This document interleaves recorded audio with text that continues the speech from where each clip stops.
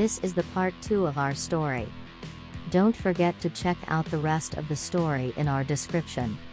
It's been a few days since his return. For a man who so diligently planned a secret retreat with his mistress, he took no time to plan for his return home. He has been living in the basement since Monday. I allowed him to watch the children open gifts on Christmas, but he has since returned to the basement. We have contacted 3 mediators and have appointments next week to start the mediation process. It's obviously over. We had a conversation/argument upon his return, and he actually asked about reconciliation. I laughed. I laughed uncontrollably. Of course, he pushed blame, stating that our marriage has been over for a long time. Well, that's news to me. His actions of an affair were selfish and avoidant. He didn't want to have that hard conversation with me about counseling or divorcing, and this route was easier and a lot more fun. Let's face it, he likes the attention of 2 women loving and pining over him. Well, I'm not longer playing that game. She wins, and oh, what a prize he is. I have been amicable about talking about the terms of our separation. My biggest hang-up is her. He may continue seeing her, and I have questions about her character. What kind of woman/mother cheats with a man she knows is married and knows has children? When I confronted her on the phone last Saturday and asked her that question, she was silent. I asked if she was sorry, and it was as if the line went dead. That kind of person I do not want around my children. People who show no remorse, especially when they are in the wrong, are not kind people. I have found solace in friends and family, and thank you to everyone's recommendation of Chump Lady. I'm halfway through the book, read through the website and find it so helpful. Thank you again to everyone. I can't believe the outpouring of support. To the trolls, sorry you think I'm an unfit and inattentive wife, but cheaters cheat because they want to. Thank you again to all. Not sure if you want a mediation update or if my story is over. Either way, I'm happy to have met you all.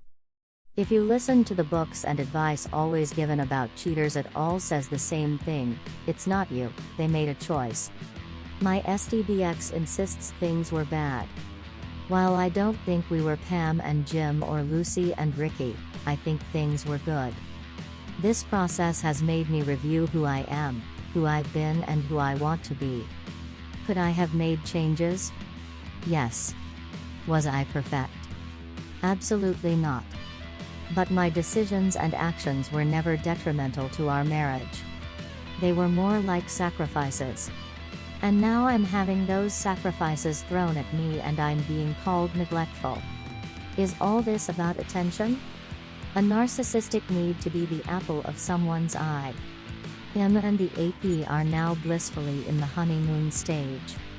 Vacations, late-night phone calls like teenagers, present buying, etc. But what happens when the other shoe drops? What happens when she sees that he has very little patience with children? That he will walk past a sink full of dishes completely blind to them? When he doesn't pay the phone bill for 2 months because he is spending money on silly gadgets? What then? While it's not my problem, I'm sure his AP will take issue with these things. Perhaps then she will be put in the situation I've been in for a decade. Should she be the glue and hold it all together, or should she neglect responsibilities for his neediness? I've been told by him, someone who is having a relationship and spending large sums of money on someone else, that I'm at fault. Perhaps, but what about the decades of cleaning up your messes?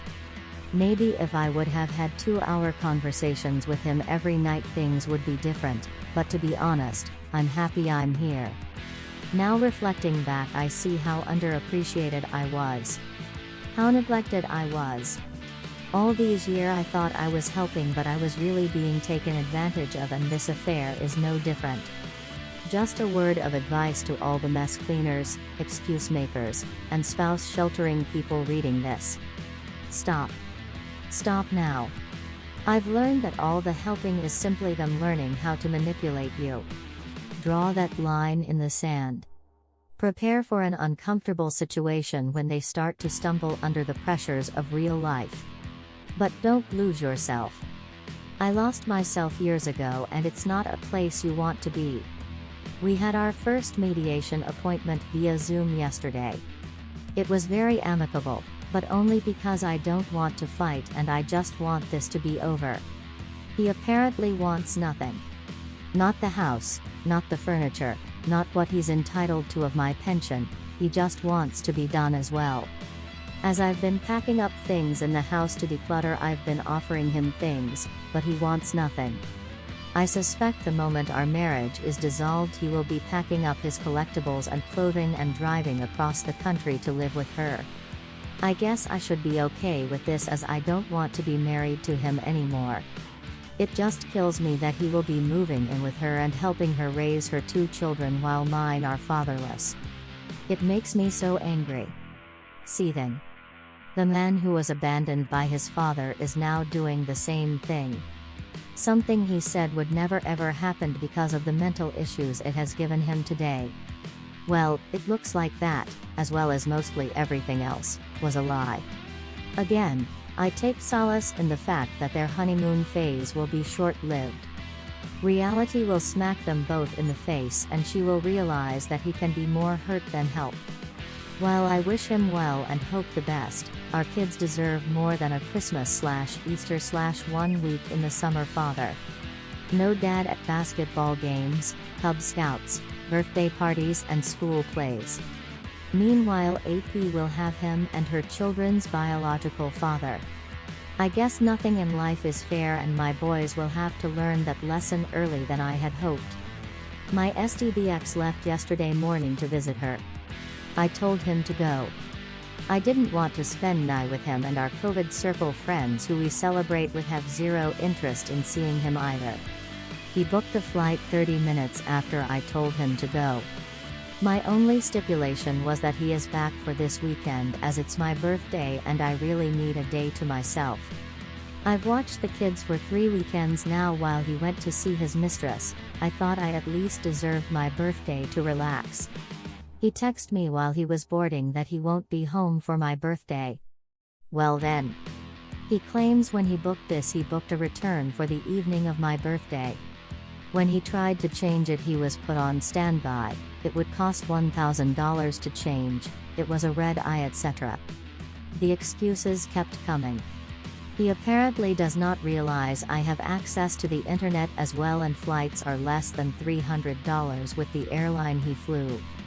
I told him this and he said those flights weren't there when he booked. Lies, and he will take care of it. I just want him to be honest. If you don't want to be here for my birthday, just say it.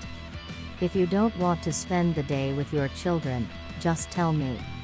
I can't force you to be a parent. I told him the flights were available and affordable, it's his choice to rebook. Ball is in your court. That's all I can do, right? Stay tuned for an update on his return this weekend. Don't forget to watch the part 3 of this story. Check the link in the following description. Don't forget to subscribe for more cheating stories.